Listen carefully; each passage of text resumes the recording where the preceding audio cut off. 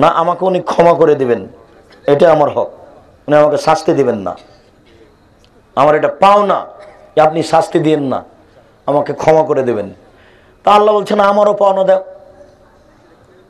শিরক করো না। আমার পাওনা আগে, তোমার পাওনা পরে, আমি সৃষ্টি করেছি, তোমার টাকা আদায় করো, আমি ক্ষমা করে দেবো। এই জন্য বিচারের মাঠে আল্লাহ তাআলা বলবেন ইবনে আদম লা তাইতানি বিকরাবিলার যে খাতায়া সুমাল্লাহ কিতানি লা তুশরিক বিশায়া লা তাইতাকা বিকরাবিহা মাগফিরা। হে আদমের ছেলে মেয়ে শোনো, বিচারের মাঠে যদি উপস্থিত হও, আকাশ জমিন পরিমাণ পাপ নিয়ে পাপ আর পাপ, তোমার আকাশ আর জমিন ফাঁকা পরিপূর্ণ হয়ে আছে পাপে, শিরক করনি, যাও আমি আল্লাহ সব ক্ষমা করে দিলাম, জান্নাতে চলে যাও। আমি এই ক্ষমা নিয়ে বিচারের মাঠে উপস্থিত হব, কিন্তু আমাকে অপমান করে জান্নাত চাইও না, আমারটা আগে দাও, তারপরে তোমারটা নাও। কথা বুঝাতে পারলাম না? বুখারী মুসলিম, আমি বুঝাতে পারলাম কি না? এই কথাটা আল্লাহ রাসূল বলবেন মুআজকে, তাই রেডি করছেন। মুআজ লাব্বাইক, বলেন কি বলছেন? মুআজ লাব্বাইক, উপস্থিত, বলেন কি বলছেন? মুআজ লাব্বাইক, উপস্থিত, বলেন কি বলছেন? তিনবার বলার পরে কথা বললেন, আর আপনি ওখানে দাঁড়িয়ে থাকবেন, মানে এটা হয় না। একবার আল্লাহ রাসূল বললেন নেশাদার দ্রব্য পান করা পাপের মা, একবার বললেন পাপের মাথা, একবার বললেন পাপের চাবি। পাপের মা মানে নেশাদার দ্রব্য পান করলে এখন তার দিয়ে সব পাপ জায়েজ, এটাই তো মা। তো মা যখন হয়ে গেছে সবটাই হোক। দুই পাপের মাথা, পাপের মাথায় তো এটাই, যখন মদ হয়ে গেছে তো সবই হোক। পাপের চাবি, যখন এটাই হয়ে গেছে তখন চাবি খুলে দেওয়া হয়েছে, এখন করো, সব পাপ করো, সবটাই সহজ। হুজুর জর্দা খাই, হুজুর বলে মাকরু, হুজুর লজ্জা হয় না, হুজুরের শরম হয় না, হুজুর একটু হায়া করে না, মাকরু দেখায়। মাকরু মানে খারাপ। আপনি খারাপ খান আমাদের ইমামতি করেন, ওইদিকে যাচ্ছেন কেন? দলিল পেশ করেন কেন জনাব? মাকরু বলে একটু শরম করেন না কেন? আপনি এই দিকে আসেন। আব্দুর রাজ্জাক সাহেব কি করি ভাই, ছোটকাল থেকে অভ্যাস হয়ে গেছে, আসলে ছেড়ে দেওয়া ভালো, সেটা বলেন। এই দিকে আসলে তাও হ্যাঁ আসলে চেষ্টা করেন, আল্লাহ কবুল করুক, আমরা দোয়া করি। এইভাবে দোয়া দলিল পেশ করে জিদ্দে যাচ্ছেন কেন? এই ছেলে, জাবের রাদিয়াল্লাহু তাআলা আনহু বলেন আল্লাহ নবী বলেছেন মাসকারা কাসিরুহু কালিলুহু হারামুন, প্রত্যেক যে জিনিস বেশি খেলে বিবেকের ক্ষতি হবে তার কম হারাম।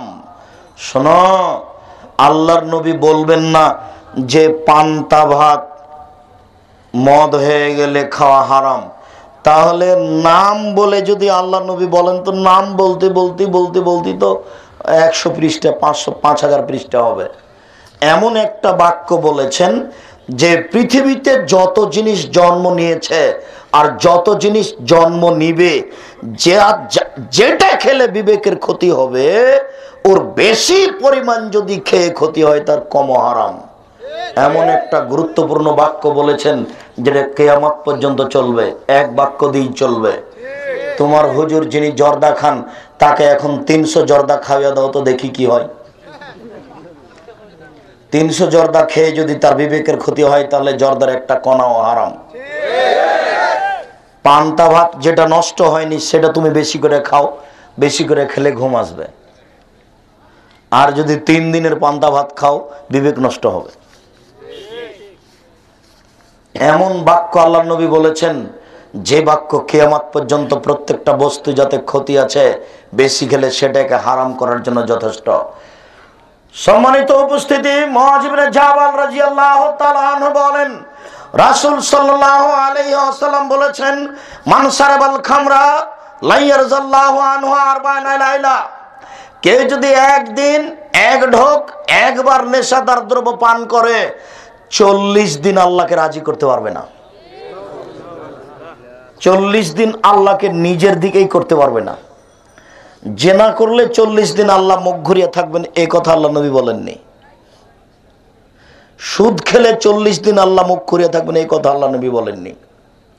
মানুষকে হত্যা করলে 40 দিন আল্লাহ মুখ ঘুরিয়ে থাকবেন, এই কথা আল্লাহ নবী বলেননি।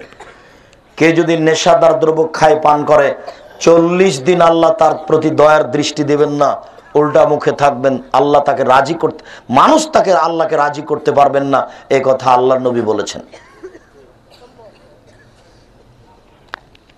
আবু দারদা রাদিয়াল্লাহু তাআলা আনহু বলেন, রাসূল সাল্লাল্লাহু আলাইহি ওয়াসাল্লাম বলেছেন, মান শারাবাল খামরা লাম তুকবাল লাহু সালাতুন 40 লাইলা। কেউ যদি নেশাদার দ্রব্য পান করে 40 দিন তার সালাত কবুল হবে না। 40 দিন সালাত বৃথা।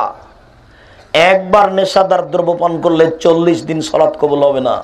আমি অনুবাদক, একদিন জেনা করলে 40 দিন সালাত কবুল হবে না, এই কথা আল্লাহ নবী বলেননি। জেনা মহাপাপ। মাকে গালি দিলে 40 দিন সালাত কবুল হবে না, এই কথা আল্লাহ নবী বলেননি। মাকে গালি দেওয়া মহাপাপ।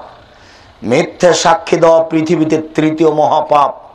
মিথ্যা সাক্ষী দিলে 40 দিন সালাত কবুল হবে না, এই কথা আল্লাহ নবী বলেননি। তবে আল্লাহ রাসূল বলেছেন, মান আররাফা মান আতা আররাফান ফাসালাহু। কেউ যদি গণকের কাছে যায়, গণক, এই যে পেপার পত্রিকাতে দেখছেন গাজীপুরের অমুক মহিলা স্বামী স্ত্রীর মধ্যে ভালোবাসা সৃষ্টি করতে পারে। আল্লাহ বলছেন ওটা আমি করি, আর আপনাদের গাজীপুরের ওই মহিলা বলছে যে আমি পারি। তাহলে এটা ফেরাউনের মতো হলো, নমরুদের মতোই হলো। এটা শিরক। আর এইসব বোকা মানুষগুলি মহিলা পুরুষ স্বামী স্ত্রীর মধ্যে গন্ডগোল বেঁধে গেছে, তাই ওখানে গেছে। ওখানে যাবে কোনো রাতের অন্ধকারে উঠে 2 রাকাত সালাত আদায় করে আল্লাহকে বলেন, স্বামী স্ত্রীর মধ্যে গন্ডগোল বেঁধে গেছে, আল্লাহ তুমি এটা ব্যবস্থা করো। আর আপনি কথা নরম করে বলেন, স্বামীর সাথে কথা কড়া করে বলেন কেন? প্রতিবাদ করেন কেন? প্রতিবাদ করবেন কেন? আল্লাহ রাসূল তো বলেছেন 4টা জিনিস করলে, নারীরা যদি 4টা জিনিস করে তাহলে জান্নাতের 8টি দরজা খোলা। আপনি এই বাড়ি ওই বাড়ি দাওয়াত দিয়ে বেড়াচ্ছেন কেন? এই ছেলে, তোমার মা এই থানা ওই থানা দাওয়াত দিয়ে বেড়াই কেন? তোমার বাপ নাই নাকি? না তোমার ভাই নাই? কি ব্যাপার, তোমার মা এভাবে দাওয়াত দিয়ে বেড়াচ্ছে কেন? চাঁপাইনবাবগঞ্জের ভাষায় আর বললাম না, স্বামী নাই নাকি ওর বাপ নাই নাকি? ও এভাবে দাওয়াত দিয়ে বেড়াচ্ছে কেন? কে বলেছে তাকে দাওয়াত দিতে? জি না, জিন্দেগিতে আয়েশা রাদিয়াল্লাহু তাআলা কোথাও দাওয়াত দিতে যাননি, কোনো প্রমাণ নেই। বুখারীর হাদিস, মহিলারা আল্লাহ রাসূলকে এসে বলল, আল্লাহর নবী, পুরুষরা আপনার পাশে বসে তারা দিন ধর্ম জেনে নিল। আল্লাহ নবী, পুরুষরা আপনার পাশে বসে তারা দিন ধর্ম জেনে নিল, আমরা যে আপনার পাশে বসতে পারি না, আমরা কি করব বলেন? তখন আল্লাহ রাসূল বলেন, আচ্ছা ঠিক আছে, তোমরা অমুকের বাড়িতে বসিও, আমি ওখানে গিয়ে দিন ধর্ম শিখিয়ে দেব। কই আল্লাহ রাসূল তো বললেন না যে আমি আয়েশাকে পাঠাবো? বুখারী মুসলিমের হাদিস, তিনি কোনোদিন আয়েশাকে পাঠাননি। আয়েশা রাদিয়াল্লাহু তাআলা আনহা বাড়ি থেকেই দ্বীনের কথা বলতেন, কোথাও যেতেন না। তোমার মা বাড়ি থেকেই আশেপাশের মা চাচি খালা ফুফুকে দ্বীনের কথা বলবে, সে অন্য বাড়ি যেতে পারে না। সম্মানিত উপস্থিতি, নারী যদি 4টা কাজ করে জান্নাতের 8টা দরজা খোলা, তার মধ্যে দাওয়াতের কাজ নেই। নারী যদি 4টা কাজ করতে পারে জান্নাতের 8টি দরজা খোলা, তার মধ্যে এই কাজ নেই যে তোমার মাকে এই বাড়ি ও বাড়ি দাওয়াত দিতে হবে, এটা নেই। 4টার মধ্যে এটা নেই। আমি বুঝাতে পারছি না কথা। এক, এই যে সালাত খামসাহা, যখন 5 ওয়াক্ত সালাত আদায় করবে। 2, সমাজ সাহারাহা, যখন রমজান মাসে সিয়াম পালন করবে। 3, আতাত বালাহা, স্বামীকে যখন মেনে চলবে, তিতা লাগুক আর মিঠা লাগুক স্বামীকে মেনে চলতেই হবে। স্বামী বাড়ি ঢুকলো সালাম দিয়ে, আর আপনি মুখখান ভারী করে ওই ঘরে ঢুকে গেলেন কেন? যাবেন কেন? স্বামী তিতা লাগলো মেনে চলেন, মিঠা লাগলো মেনে চলেন। মানতে যদি খারাপ লাগে তাহলে গ্রামের চেয়ারম্যান মেম্বারকে বলেন, ভাই আমি এর সাথে থাকবো না, দয়া করে আমাকে পৃথক করে দেন। দয়া করে পৃথক করে দেবো। বুখারী মুসলিমের হাদিস। আপনি থাকিয়েন না, একদিনও থাকিয়েন না, খোলা তালাক নিয়ে চলে যান। থাকলে তাকে খুশি করেই থাকতে হবে, তিতা লাগলেও মিঠা লাগলেও। সম্মানিত উপস্থিতি, 4, যে জেনায় লিপ্ত হলো না, যে জেনায় লিপ্ত হলো না, এই 4টা কাজ করলো যে, তার জন্য জান্নাতের 8টি দরজা খোলা। এই 4টা কাজ করলো যে, তার জন্য জান্নাতের 8টি দরজা খোলা। সম্মানিত দিনী বোন শুনেন, আপনি যদি 4টা কাজ করতে পারেন, আপনার জন্য জান্নাতের 8টি দরজা খোলা। যে দরজা দিয়ে ইচ্ছা ঢুকতে পারবেন। 1, 5 ওয়াক্ত সালাত আদায় করবেন। 2, রমজান মাসে সিয়াম পালন করবেন। 3, স্বামীকে মেনে চলবেন। 4, জেনায় লিপ্ত হবেন না। মধ্যখানে একটা কথা ছেড়ে এসেছি, যখন কথা আরম্ভ করি তখন কথাটা ছুটে গেছে। বলছিলাম স্বামীর জন্য স্ত্রীর উপরে 5টা হক, 5টা দায়িত্ব আছে। 3 নম্বরে ছিলাম, স্বামী কখনো স্ত্রীকে কটু কথা বলতে পাবে না, স্ত্রীকে গালি দিতে পাবে না, মারতে পাবে না। 4, মুখের উপরে মারা নিষেধ। 5, আল্লাহ তাতরকা ইল্লা ফিল বাইতে, স্ত্রীকে নিজের বাড়ি ছাড়া কোথাও থাকতে দিতে হবে না, কোথাও যেতে দিতে হবে না। আপনার স্ত্রী তার চাচির বাড়ি যেতে পাবে না, আপনার স্ত্রী তার খালার বাড়ি যেতে পাবে না, আপনার স্ত্রী তার মায়ের বাড়ি যেতে পাবে না। যায়ও যদি কোনোদিন মায়ের বাড়ি, আপনাকে যেতে হবে, গেলে 3 দিনের বেশি থাকতে পাবেন না। আপনার স্ত্রী আপনার শ্বশুর বাড়িতে 3 দিনের বেশি থাকতে পাবে না। 3 দিনের বেশি থাকলে খাওয়া খরচ দিতে হবে। 3 দিনের বেশি আপনার স্ত্রী কোথাও থাকতে হবে না, থাকতে পাবে না। আর যাওয়াই নিষেধ, বিবাহের বাড়িতে যাওয়াই হারাম। বিবাহের বাড়িতে গেলে 5-7 জন স্বামী বেড়ে যাবে, স্বামীর সঙ্গে বেশি হয়ে যাবে। আর আপনাদের এই যে সব লোকজন বসে আছেন দেখছেন না, উপর আর নিচে, এসব বাড়িতে যখন বিবাহ লাগে তখন ওই বাড়িতে ছেলে মেয়ে খোলা, এদের আর কোনো পাপ টাপ নাই। যে অন্ধকারে জিকির করলে যেমন হয়, বিবাহের অনুষ্ঠান তেমন হয়। ধর্ম দেখাচ্ছে, তাহাজ্জুদ পড়ে, চেরে বসে থাকেন, বাপের জমিদারি আছে, ধর্মকে পাগল পেয়েছে। জি না, অসম্ভব। এই কমিউনিটি সেন্টার হারাম, যেখানে নারী পুরুষ একসাথে আছে। ওই কমিউনিটি সেন্টার হারাম, ওখানে বিবাহ হবে না, ওইখানে বিবাহ হবে না। শুনুন, স্ত্রীর উপরে 5টা দায়িত্ব পালন করবেন। কথা প্রসঙ্গে এসেছে। 1, যে মানের খাচ্ছেন সে মানের খাওয়াবেন। 2, যে মানের পড়ছেন সে মানের পড়াবেন। 3, কখনো স্ত্রীকে কটু কথা বলবেন না। 4, মুখের উপর মানবেন না। 5, নিজের বাড়ি ছাড়া কোথাও যেতে দিবেন না। চাচির বাড়ি যেতে পাবে না, হাটে বাজারে যেতে পাবে না। হাটে বাজারে যাবে কেন? ওর স্বামী নেই, ওর ছেলে নেই, কেন যাবে? কাপুরুষ আপনি বাড়িতে বসে থাকেন, আর বউ বাজারে বউ বাজার করে? বউ বাজারে বউ বাজার করবে কেন? আপনি মরেছেন? কেন যাবে সে সেখানে? বাড়ির বাইরে যেতে পাবে না জরুরি প্রয়োজন ছাড়া, এই কথা আল্লাহর নবী বলছেন। বাড়ির বাইরে যেতে পাবে না জরুরি প্রয়োজন ছাড়া। এই ছেলে শোনো, দেখি তোমার কথা মনে আছে কিনা, ভুলে যাও কেন ওইভাবে? বাঁচার পথ 3টি। 1, বলো দেখি। 1, মুখ বন্ধ করা, জাযাকাল্লাহ খায়ের। 2, না না না, জরুরি প্রয়োজন ছাড়া বাড়ি ত্যাগ না করা, বাড়ি প্রশস্ত করা, জাযাকাল্লাহ খায়ের। 2 হলো বাড়ি প্রশস্ত করা। এই কথাটাকে বলা আছে যে জরুরি প্রয়োজন ছাড়া বাড়ির বাইরে যাওয়া যাবে না। চা খাইতে দোকানের সামনে যাওয়া যাবে না, চা পান করার জন্য ওখানে যাওয়া যাবে না। হাত মুছতে মুছতে দোকানের সামনে বেঞ্চে বসা যাবে না, একেবারেই হারাম। বাড়ির বাইরে বের হলেই ঈমান হারিয়ে যাবে। বাড়ির বাইরে যাওয়ার সাথে সাথে ল্যাংটা মেয়ে, ঈমান হারিয়ে গেল। 2, দোকানে বসার সাথে সাথে ওরা 2 জন বদনাম করছিল বিগত চেয়ারম্যানের। আমি খালি গিয়ে বললাম, ঠিকই বলেছো তুমি গো। নেন এবার, কেউ জান্নাতে যাবে না, সবাই বিপাকে পড়ে। এমনিতেই অজান্তেই তাহাজ্জুদ পড়ে আর জান্নাত হলো না, সব জাহান্নামে চলে গেল অজান্তেই। এই যে সব ধর্মের নামে সংগঠন করে এইসব লোকগুলি, সংগঠন দেখাচ্ছে, আলেম ওলামার দিন রাত বদনাম করে এমনিতেই, আর বলে আমরা ধর্মীয় সংগঠন করি।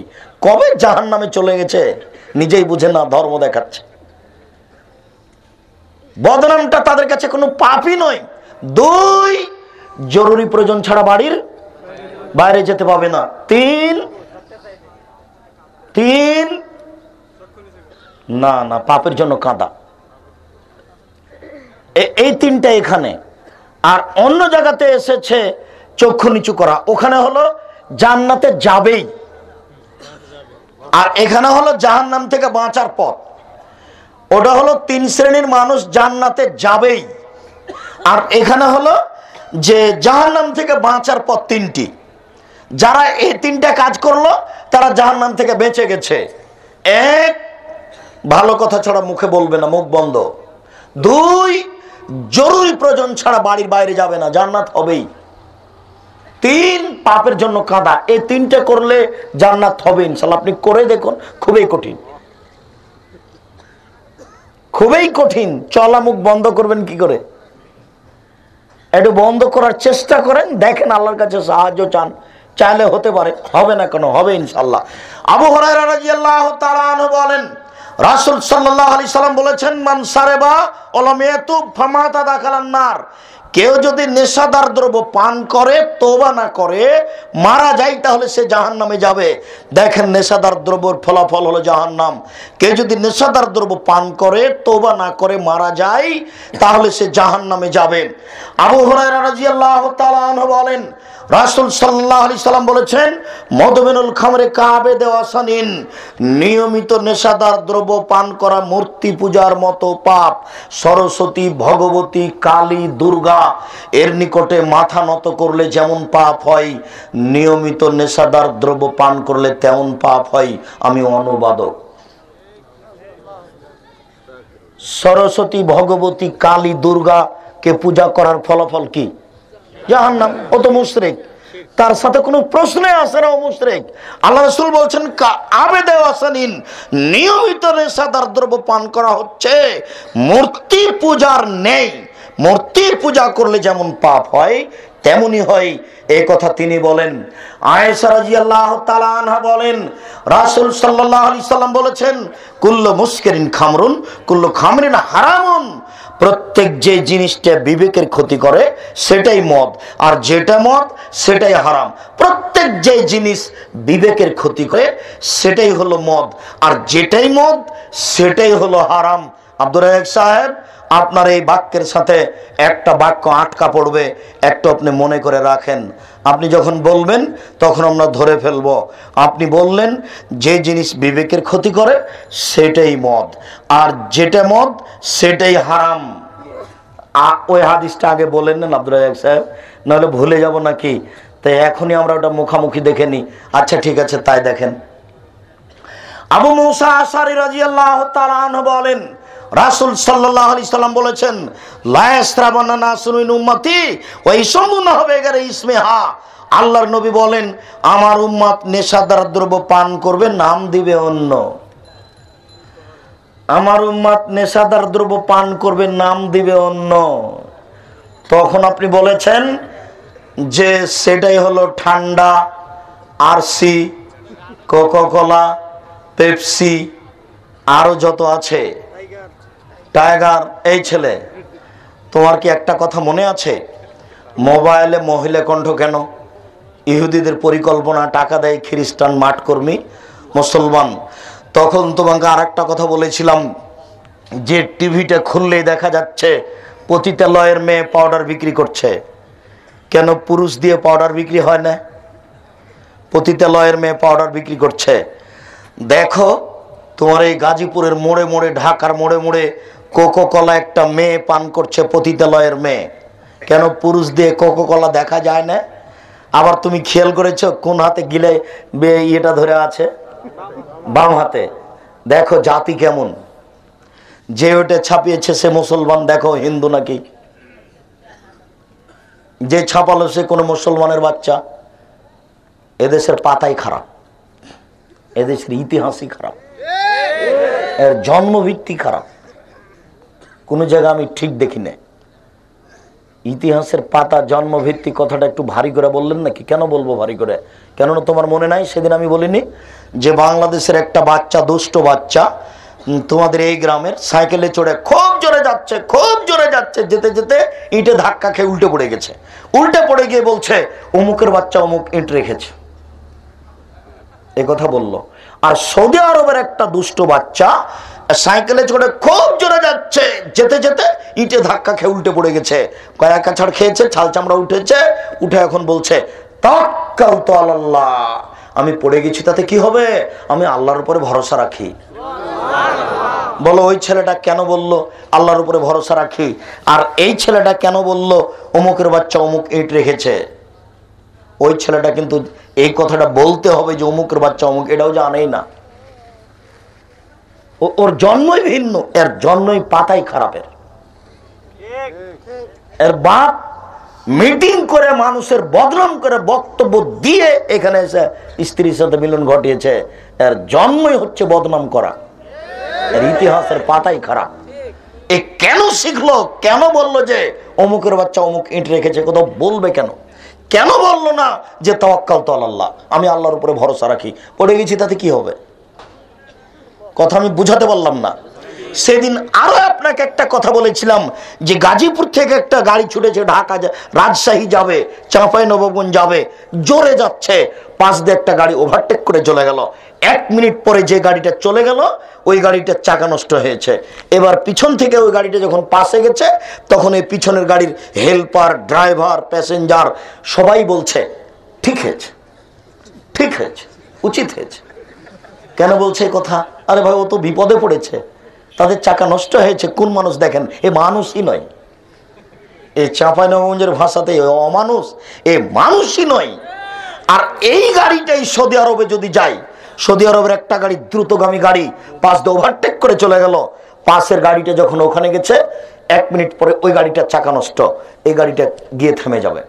থেমে গিয়ে বলবে মালা ব্যাপারটা কি, খাবার ঘটনা কি, চাকা নষ্ট নাকি? নেন নেন নেন না, আমাদের গাড়িতে একটা চাকা আছে, নেন নেন নেন। কি ইঞ্জিন নষ্ট? দেখি দেখি, আমি তো ইঞ্জিন কিছু বুঝি, কিছু ঠিক করতে পারি কিনা। যতক্ষণ পর্যন্ত গাড়ি ঠিক না হবে ততক্ষণ পর্যন্ত এই গাড়ি যাবে না। এরা বলতেই জানে না যে ঠিক হয়েছে। এই জায়গাতে ঠিক হয়েছে এই কথাটা বলতে হয়, এটা একটা অসম্ভব কথা। এটা হয় কি করে? এতগুলি লোক বিপদে পড়ে বসে আছে, চাকা নষ্ট, ইন্না লিল্লাহি ওয়া ইন্না ইলাইহি রাজিউন, কি করা যায়? অফিস নষ্ট, কি করা যায়? বাচ্চারা ওখানে কান্নাকাটি করছে, এতগুলি লোক বিপদ, আর এই লোকগুলি বলছে ঠিক হয়েছে। আশ্চর্য। রাগটা কোথায় হয়েছে? পাশ দিয়ে চলে গেছে সেই জন্য।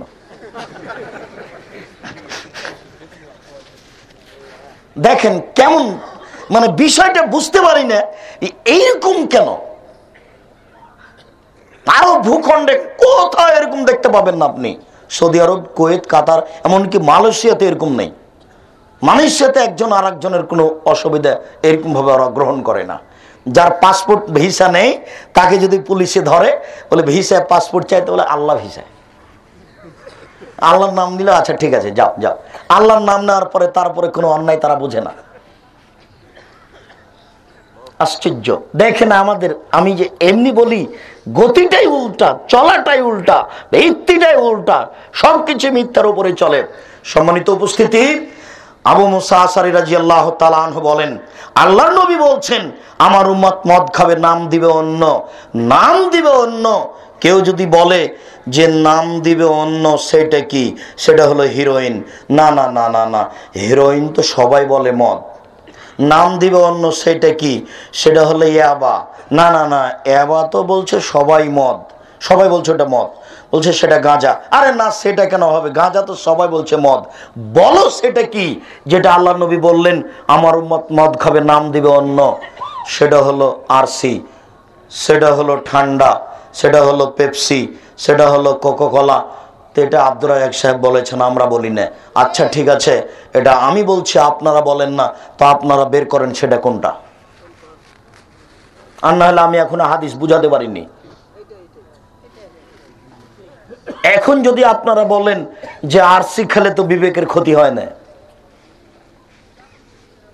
কয়েক গিলাস খেলে তো ক্ষতি হয় না, এবার তো আপনি কথা অনুপাতে আটকা পড়লেন। শোনেন, এটা অ্যালকোহল দিয়ে তৈরি, এটা মদ দিয়ে তৈরি, এবং এর তৈরির ভিত্তি হচ্ছে ইহুদি খ্রিস্টান। আপনি দেখেন আর পাতা পড়ে দেখেন প্রত্যেকটার, এবং আপনি এটা মুখটা খুলে দেখেন, একটা শব্দ হবে। কোনোদিন মুখে দিনে আমরা একে, আর এ না হলে এখন মেহমানদারি চলে না। এক সময়তে সিগারেট না হলে চলতো না, এখন আরসি না হলে, কোকাকোলা না হলে চলে না। বিক্রি হারাম, কিনা হারাম, বিক্রি হারাম, এ পান করা হারাম, একেবারেই হারাম। এই কথাই রাসূল সাল্লাল্লাহু আলাইহি সাল্লাম বলেছেন। এই বাক্যের পরে আল্লাহ রাসূল থামেননি। পরের বাক্যে আল্লাহ রাসূল বলছেন ওয়া ইউজাফাল রুসিহিম বিল মাযিফাল মুগান্নিয়াত, যারা মদ খায়, নেশাদার দ্রব্য পান করে, নাম দেয় অন্য, এদের নেতাদের সম্মান করা হবে গায়িকা দিয়ে,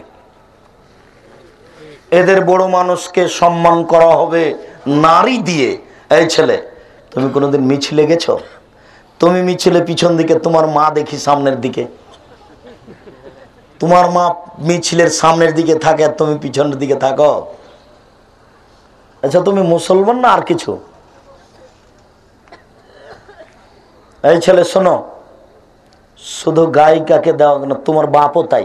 আমরা যখন তোমাদের বাড়িতে যাই তখন তোমার আব্বা বলে, এই খালেদা আম্মু এদিকে আসো, এই ভাত পরিয়ে আব্দুর রাজাক বিন ইউসুফ খাওয়ার পরিবেশন করো। আব্দুর রাজাক সাহেব, এটা আমার মেয়ে ঢাকা বিশ্ববিদ্যালয়ে পড়ে ইংরেজি সাবজেক্ট নিয়ে। বলো তোমার আব্বা কি করতে চাচ্ছেন? এটা তোমার আব্বা তোমার বোনকে দিয়ে খাওয়ার পরিবেশন করছে, এই কথা আল্লাহ নবী বলেছে। দেখো চেয়ারম্যান মেম্বার এমপি মন্ত্রী যারা দাঁড়াচ্ছে তারা ভাস্তি ভাতিজা বেটি ভাগ্নি বোন ভাবি স্ত্রী দিয়ে খিদমত নিচ্ছে। এই ছেলে কথা ঠিক না মিথ্যা? আল্লাহ রাসূল বলেছেন 1450 বছর পূর্বে, তুমি যাবা কোথায়? অস্বীকার করে কোনো পথ নেই। পথ হলো এটা যে এই কাজ করব না, শেষ পর্যন্ত ভিক্ষা করে খাবো, এখানে থাকবো না, দরকার নেই। বউ বেটি স্ত্রী ভাগ্নি বোন সবার মান ধ্বংস করে এই কাজ করব না, সবার ইজ্জত নষ্ট করে এই কাজ করব না। অসম্ভব, এটা হতে পারে না। আল্লাহর নবী বলেছেন ওই সময়ে দায়িত্বশীল নেতাদের সম্মান করা হবে গায়িকা দিয়ে, বাদ্যযন্ত্র দিয়ে। এই পর্যন্ত বলে আল্লাহ রাসূল থামেননি। তার পরের বাক্যে আল্লাহ রাসূল বলছেন, এদের উপরে ভূমিকম্প হবে, এদের উপরে ভূমিকম্প হবে। এদেরকে আল্লাহ বানর করে দিবেন, এদের আল্লাহ শুকুর করে দিবেন। এরা সন্ধ্যায় থাকবে মানুষ, সকালে হবে বানর। এরা সন্ধ্যায় থাকবে মানুষ, সকালে হবে শুকুর। এরা সন্ধ্যায় থাকবে মানুষ, সকালে হবে শুকুর। এই কথা আল্লাহ রাসূল বলেছেন, বুখারী মুসলিম। সম্মানিত উপস্থিতি, আব্দুল্লাহ ইবনে আব্বাস রাদিয়াল্লাহু তাআলা আনহু বলেন, রাসূল সাল্লাল্লাহু আলাইহি সাল্লাম বলেছেন, লা ইয়াকুনান্না মিন বাদি আকওয়াম লা ইউবাইয়াতান্না মিন হাযিহিল উম্মাহ আলা তামিন ওয়া শারাবিন ওয়া লাবিন। আমার উম্মত রাত অতিবাহিত করবে খাদ্য নিয়ে, গায়িকা নিয়ে, বাদ্যযন্ত্র নিয়ে। আমি অনুবাদক। আমার উম্মত রাত অতিবাহিত করবে খাদ্য নিয়ে, গায়িকা নিয়ে, বাদ্যযন্ত্র নিয়ে। আমার উম্মত রাত অতিবাহিত করবে খাদ্য নিয়ে, গায়িকা নিয়ে, বাদ্যযন্ত্র নিয়ে। ফায়াসবাহু কিরদাতাওনা খানাসিরা, তারা সকাল করবে বানর অবস্থায়, তারা সকাল করবে শুকুর সোর অবস্থায়। সম্মানিত উপস্থিতি, আপনাকে এখানে একটা জরুরি কথা বলতে চাচ্ছি। সেটা হলো এই, আল্লাহর নবী কেন বললেন না আমার উম্মত হয়ে যাবে সকালে গরু, আমার উম্মত হয়ে যাবে সকালে বাঘ, আমার উম্মত হয়ে যাবে সকালে শৃগাল, সকালে কুকুর? এই কথা বললেন না কেন? এই কথা তো আল্লাহর নবী বলতে পারতেন, আমার উম্মত গায়িকা নিয়ে মদ নিয়ে রাত অতিবাহিত করবে, সকালে তারা হয়ে যাবে গরু, তারা সকালে হয়ে যাবে বাঘ, তারা সকালে হয়ে যাবে কুকুর, তারা সকালে হয়ে যাবে সিংহ। এইরকম কথা বললেন না কেন? তিনি শুধু বললেন তারা হয়ে যাবে বানর, তারা হয়ে যাবে শোর। বলো এটা কেন? শোনো, অনুকরণীয় প্রাণী পৃথিবীতে আশ্চর্য প্রাণী হচ্ছে বানর। বানর যেভাবে অনুকরণ করে পৃথিবীর কোনো প্রাণী সেভাবে অনুকরণ করতে পারে না। মানুষের সব কিছুই বানর অনুকরণ করতে পারে। আমরা রাজশাহী চাঁপাইনবাবগঞ্জের মানুষ, গ্রামে একটা লোক বানর নিয়ে যেত, আমরা দৌড়িয়ে গেলে বলতো চাউল নিয়ে আসো, চাউল নিয়ে আসো, তাহলে বানর খেলা দেখাবো। তা আমরা বাড়িতে গিয়ে চাউল নিয়ে আসতাম, তারপর ওর কাছে চাউল জমা করলে ও আমাদেরকে বানর খেলা দেখাতো। এক পর্যায়ে বলতো, এই বানর নতুন বউ আসে কিভাবে রে? তখন বউ নতুন কিভাবে আসে ঘোমটা দিয়ে, ওটা বানর দেখাতো। বানর অনুকরণের জন্য সবচেয়ে আশ্চর্য ধরনের প্রাণী। মানুষ মুসলমান অনুকরণ করবে ইহুদি খ্রিস্টানের। এই জন্য আল্লাহর নবী বলছেন ওরা হয়ে যাবে বানর, ওরা সব অনুকরণ করেছে ইহুদি খ্রিস্টানের। এই ছেলে, তোমার বোন প্যান্ট পরে আছে এখন, ওটা ইহুদিদের অনুকরণ। তোমার বোন এখন প্যান্ট পরে আছে, তোমার বোন মাথার চুল ছোট করে আছে, এটা ইহুদিদের অনুকরণ। এই ছেলে, তোমাদের এই স্কুলে 300-500 ছাত্রী আছে, সবাই আঁটো সাঁটো পোশাক পরে আছে। কার স্তন কত বড় উঁচু নিচু সব ছাত্রী জানে, সব মাস্টার জানে, রাস্তার লোক সবাই জানে। ছি ছি ছি ছি ছি। নাউজুবিল্লাহ মিন জালিক। বলো তো এটা পোশাক হয় কি করে? এটা ইহুদিদের পোশাক, এটা খ্রিস্টানের পোশাক। শোনো, তাদের অনুকরণে চলে স্কুল, তাদের অনুকরণে চলে কলেজ, তাদের অনুকরণে চলে অফিস আদালত। এই ছেলে, তোমাদের ঢাকা পিজি হাসপাতালের বড় ডাক্তার, তার বেতন হলো 3 লক্ষ টাকা মাসে। তার চেম্বারে থাকে একটা সুন্দর হোশিয়ার ভদ্র ছেলে, তার চেম্বারে কেন সুন্দরী নারী? বলো কেন? এটা ইহুদিদের অনুকরণ। এটা কার অনুকরণ? এটা খ্রিস্টানের অনুকরণ। তোমাদের স্কুল, কলেজ, অফিস, আদালত, বাড়ি ঘর সবকিছু চলে ইহুদি খ্রিস্টানের অনুকরণে। অতএব মুসলমান হয়ে যাবে বানর। এই কারণে আল্লাহ নবী বলেছেন, তারপরে বলেছেন, শুকুর হালাল হারাম বিবেচনা করে না, প্রাণী হিসেবে সবচেয়ে বেশি কোনটা বলো তো? শুকুর। শুকুর কোনো কিছুই হালাল হারামের কোনো পার্থক্য নেই। যখন মুসলমান হালাল হারামের পার্থক্য করবে না, তখন তারা হয়ে যাবে শুকর। এই জন্য আল্লাহ রাসূল বলেছেন, ওরা সন্ধ্যায় থাকবে মানুষ, সকালে হবে বানর ও শুকর। ওরা সন্ধ্যায় থাকবে মানুষ, সকালে হবে বানর ও শুকর। সম্মানিত উপস্থিতি, আনাস রাদিয়াল্লাহু তাআলা আনহু বলেন, রাসূল সাল্লাল্লাহু আলাইহি ওয়াসাল্লাম বলেছেন, লা ইয়াকুনান্না ফি হাযিল উম্মাহ খাসফুন মাসখুন কাজফুন। অচিরে আমার উম্মতে 3টি বিপদ হবে। অচিরে আমার উম্মতে 3টি বিপদ হবে। 3টি পাপের কারণে 3টি বিপদ হবে। 3টি পাপের কারণে 3টি বিপদ হবে। 1, খাসফুন ভূমিকম্প হবে। 2, মাসখুন আকার আকৃতি পরিবর্তন হবে। সন্ধ্যায় থাকবে মানুষ, সকালে হবে বানর, আকার আকৃতি পরিবর্তন হবে। 3, কাজফুন মারামারি হইচই, দাঙ্গামা হাঙ্গামা, মসজিদে মারামারি, মাদ্রাসাতে মারামারি, স্কুলে মারামারি, গ্রামে মারামারি, ভাইয়ে ভাইয়ে মারামারি, বাপ মায়ে মারামারি, মা বেটাতে মারামারি, জেল মানুষজনে ভর্তি। আপনার এই গাজীপুর জেলে যে জিজ্ঞাসা করে দেখেন, 20 বছর থেকে ঢাকা কেন্দ্রীয় কারাগারে জিজ্ঞাসা করে দেখেন, 40 বছর থেকে একটা লোক জেলে আছে, ও নিজেই জানে না আমি কেন আছি। যেদিন ও 1 নম্বর আসামি হয়, সেদিন ছিল রংপুরে। ওই 1 নম্বর আসামি। আশ্চর্য দুনিয়া। আল্লাহ রাসূল বলছেন, সর্ব ধরনের সমস্যা সমাজে নেমে আসবে। স্কুলে, গ্রামে, কাপড়ে, আপনার ইয়েতে, ফ্যাক্টরিতে, ব্যবসা বাণিজ্যে। আমাকে বলছেন একজন ব্যবসায়ী, আব্দুর রাজ্জাক সাহেব, কি আর বলবো, আমার যদি কারখানা চালু থাকে তাহলে প্রতি মাসে লস আসবে 25 লক্ষ টাকা। আর যদি প্রতি মাসে লস আসবে 35 লক্ষ টাকা। আর যদি চালু থাকে, বন্ধ থাকে, তাহলে প্রতি মাসে লস আসবে 25 লক্ষ টাকা। বন্ধ থাকলে 25 লক্ষ টাকা লস হবে, আর চালু থাকলে 35 লক্ষ। এটার সারমর্ম কি? এটার সারমর্ম হলে এতগুলো কর্মচারী খাটিয়ে যা টাকা ইনকাম হবে তাতে লস বেশি হবে। আর যখন বন্ধ থাকবে তখন কর্মচারী নেই। কথা বুঝাতে পারলাম না? যারা ব্যবসায়ী সবকে জিজ্ঞাসা করে দেখেন, সবাই বিপাকে। আল্লাহ রাসূল বলছেন, আমার উম্মতে 3টি জিনিস নেমে আসবে। 1, ভূমিকম্প। 2, আকার আকৃতি পরিবর্তন। 3, সর্বস্থানে সর্ব ধরনের সমস্যা। কেন? 3টি পাপের কারণে। 1, এদা সারেবুল খমরা, যখন মানুষ নেশাদার দ্রব্য পান করবে। বিড়ি তামাক মানুষের কাছে পাপের কাজ নয়। জর্দা মানুষের কাছে পাপের কাজ নয়। আর তো আছেই ইয়াবা, গাঁজা, হিরোইন, ওটা তো আছেই। পেপসি, ঠান্ডা, এগুলি মানুষের কাছে পাপের কাজ নয়। আশ্চর্য! আল্লাহ রাসূল কথা বলছেন, যেদিন মানুষ নেশাদার দ্রব্য পান করবে। 2, জাহারাতুল কায়নাত, মেয়েরা যেদিন নাচবে। সব মোবাইলে মেয়ে নাচে, সব টিভিতে মেয়ে নাচে, সব দোকানে মেয়ে নাচে। এই বাড়িটা 3 তলা, 20টা রুম আছে। 20টা রুমের 16টা রুমে ল্যাংটা মেয়ে নাচে। এখন নাচছে, এখন এই মুহূর্তে প্রতিটা রুমে মেয়ে নাচছে। আমি অনুবাদক।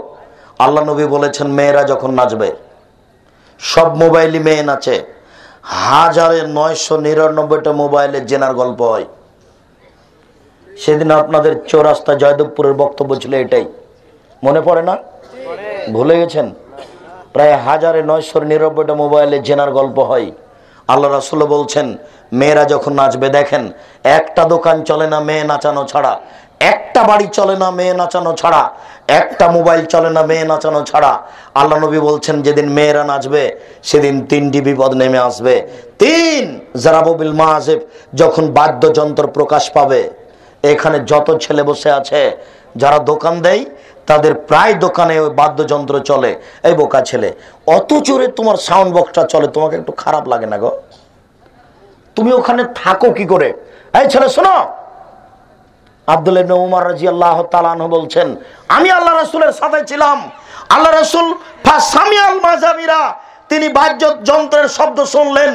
ফাওয়াজা ইসবাইহে ফি ওজনাইহে, দুই আঙ্গুলকে দুই কানের ভিতরে ঢুকিয়ে দিলেন। অনানিত তারিকে, আঙ্গুল ঢুকিয়ে দিয়ে তিনি রাস্তা থেকে দূরে চলে গেলেন।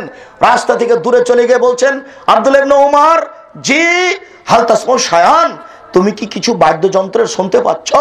এক একটি শব্দ তোমার কানে আসছে? লা, জি না, কোনো শব্দ শুনতে পাচ্ছি না। ফারাফা ইসবাইহি মিন ওজনাইহি, তখন তিনি আঙ্গুল তার কান থেকে বের করলেন। আবু দাউদ, বলো তোমার এই বাজনা চলবে কিনা?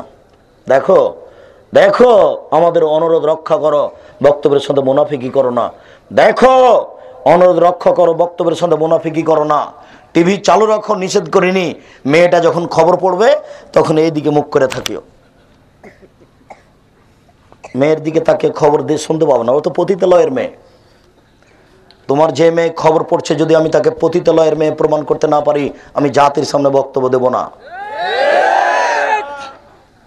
তুমি তার দিকে তাকিয়ে খবর শুনবে কি করে? ভুলে গেলে কথা? তিন শ্রেণীর মানুষ জান্নাতে যাবে। এবার তুমি বলো, তিন শ্রেণীর মানুষ জান্নাতে যাবেই যাবে। এক,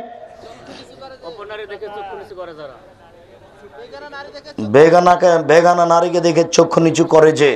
দুই, আল্লাহর ভয়ে কাঁদে যে। তিন, আল্লাহ রাস্তায় পাহারা দেয় যে। এখানে এই তিনটে জান্নাতে যাবেই তিন শ্রেণীর মানুষ। এক, বেগানা নারীকে দেখে চক্ষু নিচু করে যে, অপর নারীকে দেখে চক্ষু নিচু করে যে। দুই, আল্লাহর ভয়ে কাঁদে যে। তিন, আল্লাহ রাস্তায় পাহারা দেয় যে। তাহলে বলো ছেলে, আরেকটা তুমি শুনে নাও, আরেকটা শুনে নাও। আল্লাহ রাসূল বলেছেন 6 শ্রেণীর মানুষকে আমি জান্নাতে নিয়ে যাব। 6টা কাজ করলে আমি তাকে জান্নাতে নিয়ে যাব, আমি জিম্মেদার। কিভাবে নিয়ে যেতে হবে সেটা আমার ব্যাপার। তার 6 নম্বর হচ্ছে, অপর নারীকে দেখে চক্ষু নিচু করে যে, তাকে আমি জান্নাতে নিয়ে যাব। অপর নারীকে দেখে চক্ষু নিচু করে যে, তাকে আমি জান্নাতে নিয়ে যাব। কিভাবে নিয়ে যেতে হবে সেটা আমার ব্যাপার। ওই নবী মুহাম্মদ সাল্লাল্লাহু আলাইহি ওয়াসাল্লাম বলেছেন, হঠাৎ যদি কোনো নারীর উপরে চোখ পড়ে যায় তাহলে মুখ ফিরিয়ে নিতে হবে। হঠাৎ যদি কোনো নারীর উপরে চোখ পড়ে যায় তাহলে মুখ ফিরিয়ে নিতে হবে। বলো যুবক, তোমার মোবাইলের কি হবে? বলো তোমাদের টিভির কি হবে? তোমাদের টিভিতে পতিতালয়ের মেয়ে নাচে, তুমি, তোমার মা, তোমার বাপ, তোমার ভাই, তোমার দোলাবন, তোমরা 14 গোষ্ঠী মিলে পতিতালয়ের মেয়ে দেখছো। বলো তোমাদের কার লজ্জা আছে? বলো বলো কিসের তাহাজ্জুদ তোমার মা দেখায়? গেলো তাহাজ্জুদের ভান। কবে জাহান্নাম সিদ্ধান্ত হয়েছে সে নিজেই বুঝে না। বলো তাহাজ্জুদের ভান দেখাচ্ছে তোমার মা, তোমার বাপ, মাথাতে টুপি আছে, স্টার জালসা চলছে। লজ্জা করো না? একটু লজ্জা হয় না? যদি সত্য সত্যই পিস টিভি দেখতে না পারো, আজকে লাথি দিয়ে টিভি ভেঙে ফেলে দাও, রাখতে হবে না। ও বিপদ, ও কত বড় বিপদ আপনাকে আমি বুঝাতে পারি না। সম্মানিত উপস্থিতি কি দিয়ে বুঝাই? এই যুবক শোনো, পতিতালয়ের রং মাখানো মেয়েকে দেখে চক্ষু ঠান্ডা করে, কলিজা ঠান্ডা করে জান্নাতের মেয়ে ভোগ করার আশা করো না। পতিতালয়ের মেয়েকে মোবাইলে এই জেনা দেখে, তোমার এই টিভির জেনা দেখে, ল্যাংটা মেয়েকে দেখে চক্ষু ঠান্ডা করে, কলিজা ঠান্ডা করে জান্নাতের মেয়ে ভোগ করার চেষ্টা করো না। জান্নাতের মেয়ে ভোগ করা খুব টাফ ব্যাপার। ওটা আল্লাহ চ্যালেঞ্জ দিয়ে বলেছেন, জান্নাতের মেয়েকে কোনোদিন পুরুষ স্পর্শ করেনি, কোনোদিন কোনো জিন স্পর্শ করেনি। ওটা আল্লাহ চ্যালেঞ্জ দিয়ে বলেন, ওরা এত সুন্দরী, ওরা এত সুন্দরী, ওরা এত সুন্দরী, ওদেরকে দেখে মনে হবে ঝিনুকের মধ্যে লুকানো মুক্তা। ওরা এত সুন্দরী, ওরা এত সুন্দরী, ওদেরকে দেখে মনে হবে ছড়ানো ছিটানো মুক্তা।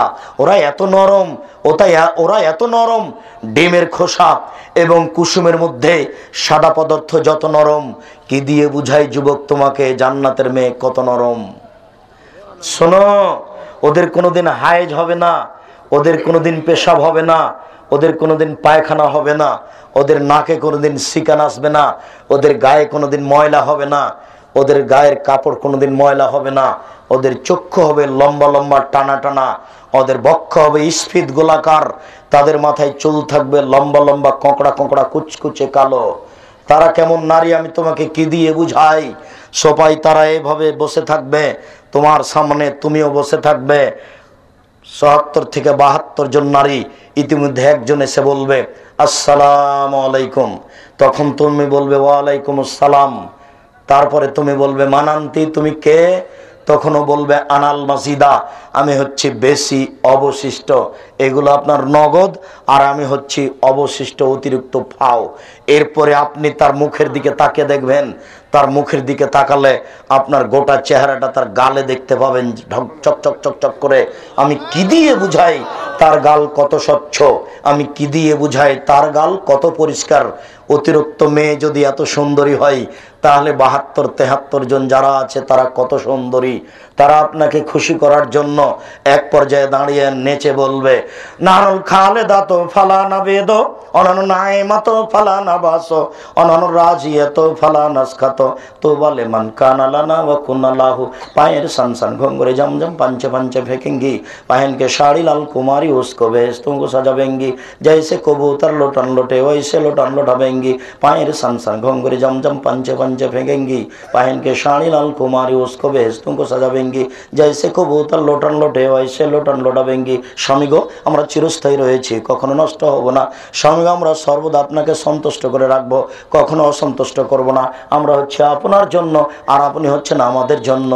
যুবক, তুমি এই পতিতালয়ের মেয়েকে দেখে চক্ষু ঠান্ডা করতে চাও? নীতি ত্যাগ করো। শুনুন, আমার উম্মতের উপরে 3টি বিপদ নেমে আসবে 3টি পাপের কারণে।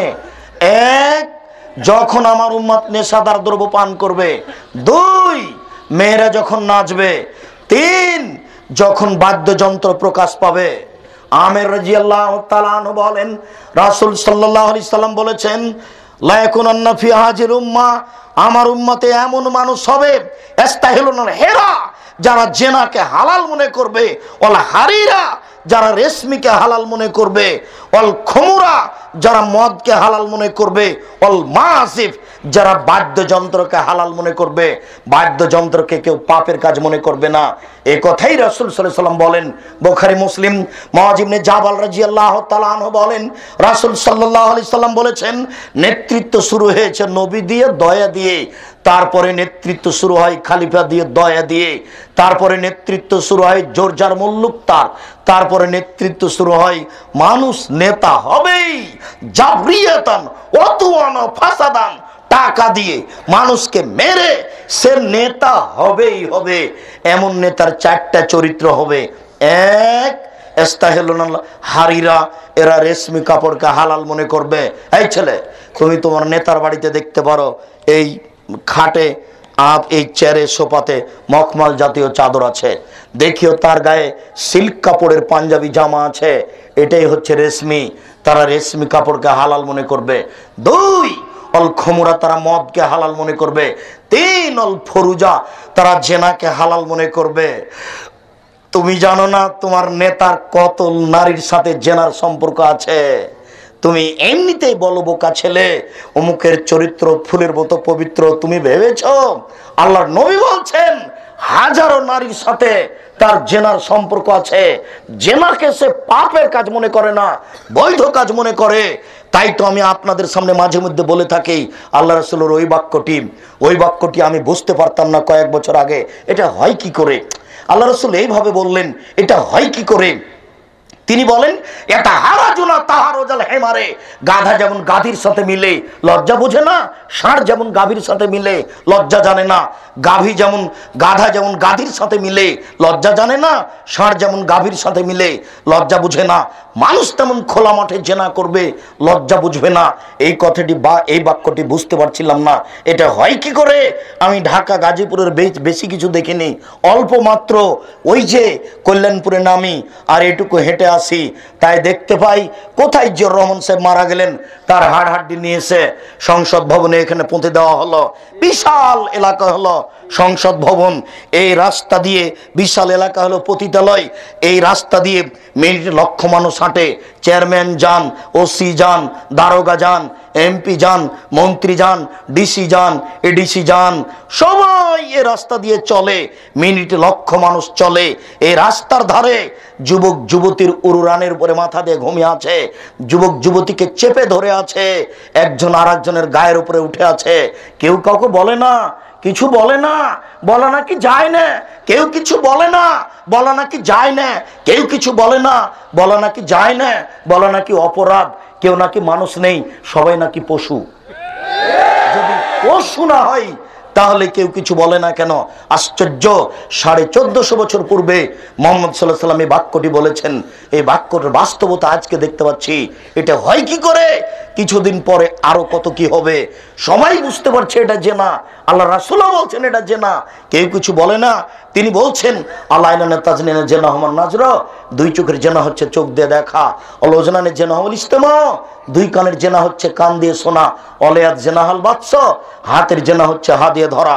আর রিজিল জেনা হাল মাসি, পায়ের জেনা হচ্ছে পা দিয়ে চলা। জেনাল কালবতা তামান্না তাস্তাহি, অন্তরের জেনা হচ্ছে পরিকল্পনা করা। জেনাল লিসানুন উতক, জিহ্বার জেনা হচ্ছে কথা বলা। আমি জানি না গাজীপুরের খবর, আমি জানি রংপুর, দিনাজপুর, লালমনিরহাট, নীলফামারী, কুড়িগ্রাম, পঞ্চগড়, ঠাকুরগাঁ এদের আচরণ আমি জানি। চাঁপাই নবাবগঞ্জ, রাজশাহী তো এরকম কিছু আছে, তবে কম। যখনই জামাই আসে তখন শাশুড়ি তার যুবতী মেয়ে যেগুলো আছে, inter pass, BA pass, MA pass, যেগুলো সেলিকা আছে, তারাকে বলে খালেদা যাও তোমার দুলাভাইকে পানি দিয়ে আসো, চা দিয়ে আসো, বিস্কুট দিয়ে আসো। তখন তার দুলাভাই চায়ের কাপটা রেখে দিয়ে, বিস্কুটটা রেখে দিয়ে তাকে কোলে করে নিয়ে বসে থাকে। এটা কি জেনা নয়? বেশ শর্মা বেহায়া শাড়ি শাশুড়ি এটাকে পাপি মনে করে না। বোকা মহিলা। একটা তো বিবাহ সূত্রে দিয়েছেন, আর একটা ফাও দিলেন কেন? একটু শরম লাগে না? দুইজনই নাকি হজ করেছেন। এই ছেলে, তোমার দুলা ভাই বাড়িতে এসেছে, পানি দিবে কে? তুমি। চা দিবে কে? তুমি। নইলে তোমার বাপ, নইলে তোমার মা। তোমার মা তোমার দুলা ভাই পানি দিবে। তোমার বোন গেল কেন? যাবে কেন? তোমার বোন যদি ওই দিকে যায়, একটু যায় ওই দরজার দিকে, যে ঘরে তোমার দুলা ভাই আছে, তোমার মা বলবে তো দাঁত ভেঙে দেবো, এই ঘরে আলি কিনা তো চামড়া তুলে দেবো, যা যা এখান থেকে। এই কথা তোমার মা বলবে। তোমার মা মানুষ নয় নাকি? তোমার মা পশু নাকি? তোমার মা কিছু বুঝে না? তোমার মা পশু নাকি? তোমার মা মানুষ নয়? তুমি দাও তোমার দুলা ভাইকে কি দিবা? তুমি না থাকলে তোমার বাপ দিবে, তোমার বাপ না থাকলে তোমার মা দিবে। তোমার বোন গেল কেন? কেন যাবে? তোমার বোনকে যদি যেতে হয় তাহলে তোমার দুলাভাই বের হয়ে অন্য ঘরে যাবে, আর না হলে তোমার বোন এক ঘরে সাজিয়ে রাখবে খাওয়ার। তারপরে বাহির দরজা থেকে বলবে দুলাভাই ওই ঘরে খাদ্য সাজানো আছে, খেয়ে আসেন। ধর্মকে পাগল পেয়েছো তোমরা? দেখো এইভাবে জেনাকে হালাল মনে করো না, ও অবাক হতে হয়। এই ছেলে তোমার আব্বার আমি আচরণ কি দিয়ে বলি। তোমার আব্বা বলছে ওই দূরের দিক দিয়ে জামাই, দূরের জামাই চট করে বাস টার্মিনালে দেখা, তখন চট করে তোমার আব্বা বলছে ও জামাই শোনো, এই যে আমার মেয়ে শালিকা একটু তুমি সাথে করে নিয়ে যাও, ওই ঢাকা বিশ্ববিদ্যালয় ওখানে সামনে নামিয়ে দিও। অবাক। আর তোমাকে বলছে আমার তোর বোনকে সাথে নিয়ে যা, ওটা কিন্তু তোমার চাচাতো বোন। চাচাতো বোন, খালাতো বোন, মামাতো বোন সবাই নাকি একটাই। নজরুল্লাহ। দেখেন আপনি জান্নাত পাবেন কিভাবে, কি করে হতে পারে? এটা হয় কি করে? আবু হুরায়রা রাদিয়াল্লাহু তাআলা আনহু বলেন রাসূল সাল্লাল্লাহু আলাইহি সাল্লাম বলেছেন সালাসা লা ইয়াদখুলুল জান্নাহ আবাদা, তিন শ্রেণীর মানুষ কখনো জান্নাতে যাবে না। তিন শ্রেণীর মানুষ কখনো জান্নাতে যাবে না।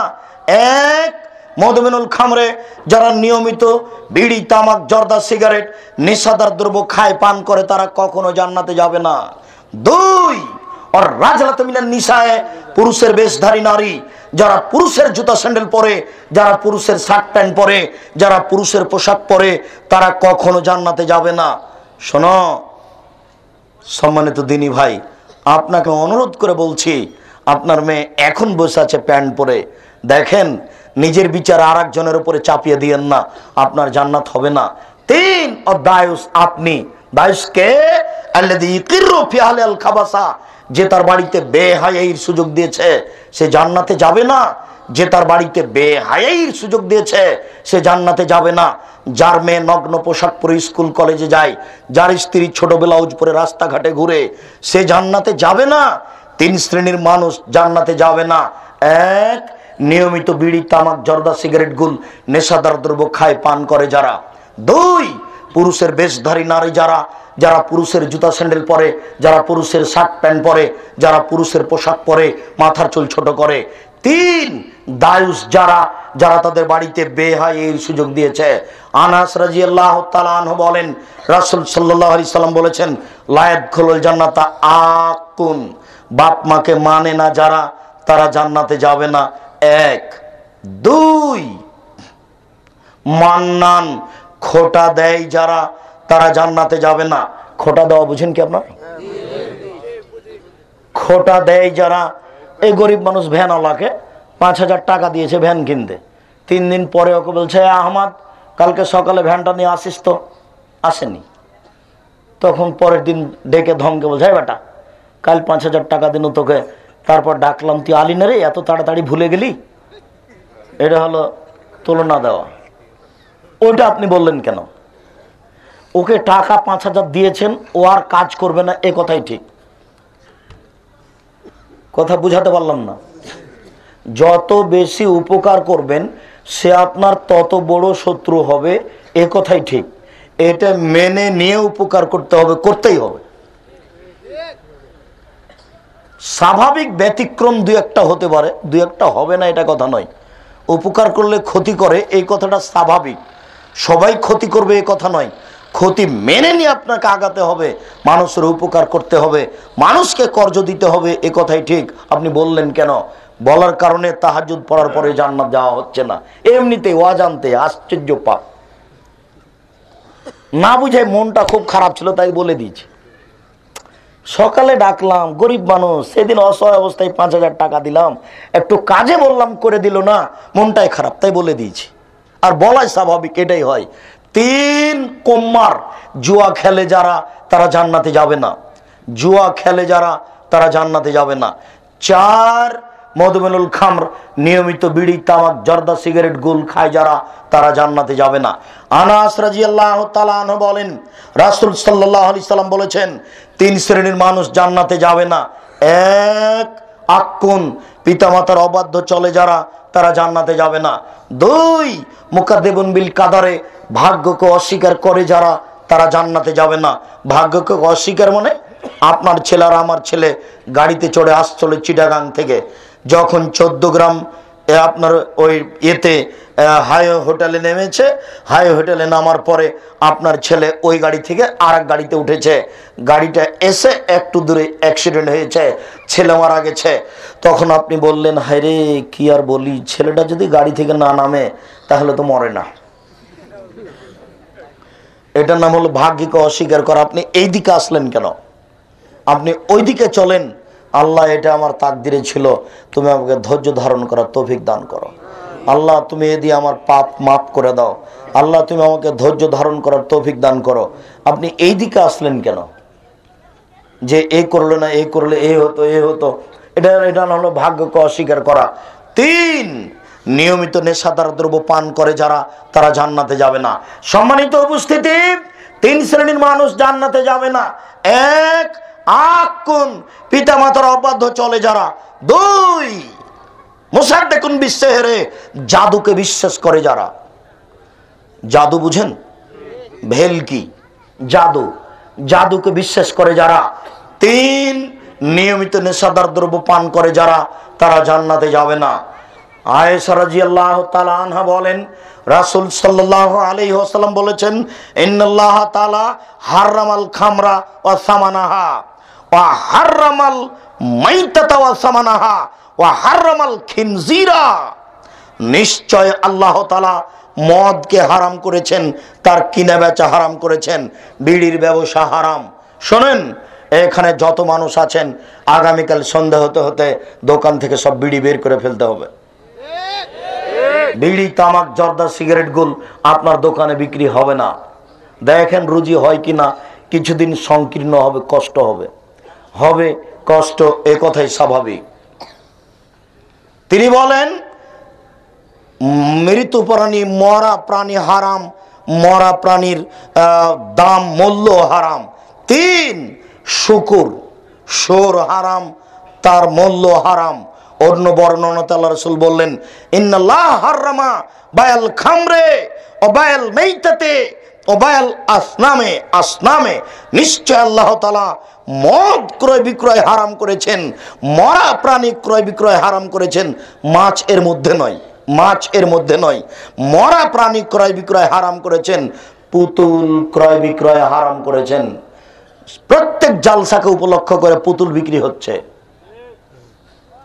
যত মানুষ আছেন এখানে, অনেকে ব্যবসায় আছেন, জিন্দেগিতে কোনোদিন আপনার দোকানপাটে যেন পুতুল না উঠে। পুতুলের ব্যবসা করবে হিন্দু, আর ওই মাইক, যন্ত্রপাতি, সিডি, ক্যাসেট হিন্দু বিক্রি করবে, ওখান থেকে আমি নিব। আব্দুর রাজাক সাহেবের ক্যাসেটটা যদি নিতে হয়, ক্যাসেট করব বলে, রেকর্ডিং করব বলে, তাহলে ক্যাসেটটা ওখান থেকে নিতে হবে। আপনার দোকানে কেন? আপনার দোকানে কি বিক্রি হবে? চাউল, গম, খাতা কলম, কলা, মিষ্টি, আরো যত বৈধ জিনিস আছে এগুলো বিক্রি হবে। ওটা কেন বিক্রি হবে? আয়েশা রাদিয়াল্লাহু তাআলা আনহা বলেন রাসূল সাল্লাল্লাহু আলাইহি সাল্লাম বলেছেন লা তাস্তারুল কায়নাত, তোমরা কখনো বাদ্যযন্ত্র, গায়িকাদের ক্রয় করো না। ওয়ালা তাবিউহুন্না, তোমরা কখনো তাদেরকে বিক্রয় করো না। ওয়ালা তুআল্লিমুহুন্না, তোমরা নারীদেরকে গান বাজনা বাদ্যযন্ত্র শিখিয়ে দিও না। অসামানুহুন্না হারাম, তার মূল্য হারাম। সম্মানিত উপস্থিতি, আজকের আলোচনার শেষ হাদিস একটু খেয়াল করে থাকবেন। আমি কথা শেষ করব, তারপরে আপনি উঠবেন। আপনার সাথে এখানে আমার কয়েকটা জরুরি কথা আছে। তার প্রথম কথাটি আপনাকে আমি বলে রাখি, আমি জানি না আপনি কতটুকু সচেতন। আমি আপনার দ্বীনি ভাই, আমি আপনার দ্বীনি ভাই হিসেবে বলে আসি, আপনাকে আমি মূল্যায়ন করি।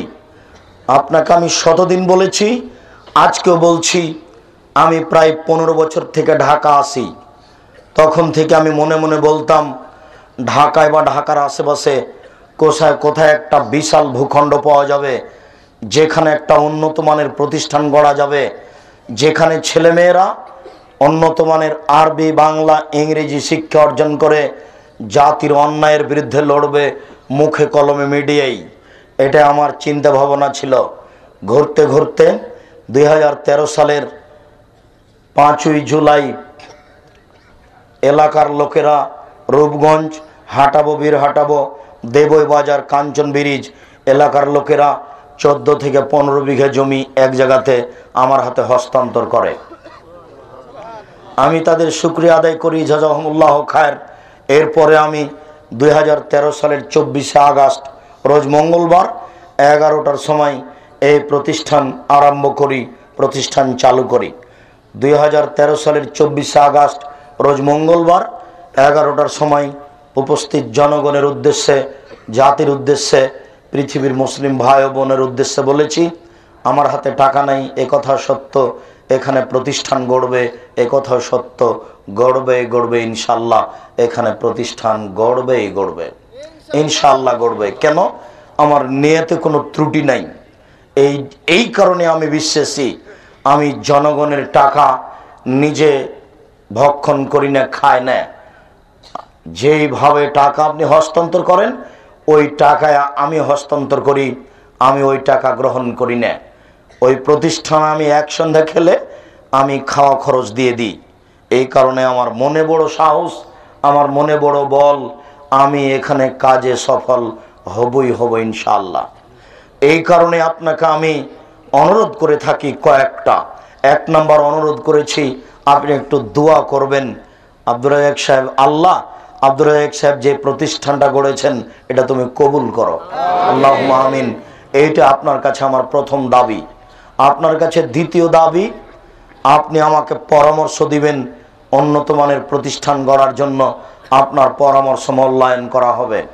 তৃতীয় দাবি, আপনি ছেলে মেয়ে পাঠাবেন, তাদের উন্নত মানের থাকা খাওয়ার ব্যবস্থা রয়েছে, উন্নত মানের পড়ার ব্যবস্থা রয়েছে, পৃথক পৃথক ব্যবস্থা আছে। এখন উপস্থিত 2 বছরের মাথায় ছেলেদের সংখ্যা হচ্ছে 250 আর মেয়েদের সংখ্যা হচ্ছে 70 থেকে 80 জন। তারা পৃথক পৃথক স্থানে শিক্ষা অর্জন করে। আগামী 15 ফেব্রুয়ারি রোজ সোমবার অভিভাবক সম্মেলন রয়েছে। যদি আপনার সম্ভব হয় তাহলে যাবেন, একটু পরিস্থিতি পরিবেশ দেখে আসবেন। পরের কথাটি আপনার সামনে আমি পেশ করেছি, কোনো নবীর চলেনি টাকা ছাড়া, আমার চলবে টাকা ছাড়া, এই কথা আমি বিশ্বাস করি না। আমি সেই দিন এই কথা বলেছি, সেই দিন আমার কাছে কোনো টাকা পয়সা ছিল না। আপনি এখন দেখে আসেন, আপনি দেখলে আপনার মনটা খুশি হয়ে যাবে। অল্প সময়ের মধ্যে অনেক কিছু গড়ে উঠেছে। আমি চাচ্ছি আপনার অজান্তেই সেটা বড় হয়ে যাক, এটা আমি চাচ্ছি না। আপনাকেও সেখানে অংশগ্রহণ করার জন্য আমি আন্তরিকভাবে অনুরোধ করছি। আপনি নির্মাণ কাজে অংশগ্রহণ করবেন, 5,000, 50,000, 50 লক্ষ, 5 লক্ষ এরকমভাবে দিয়ে, যাতে করে আমার পরিকল্পনাটা সহজেই তাড়াতাড়ি বাস্তবায়ন হয়। আল্লাহ যেন ব্যবস্থা করে দেন। এই ব্যাপারে আপনাকে আমি অংশগ্রহণ করার জন্য আন্তরিকভাবে অনুরোধ করছি।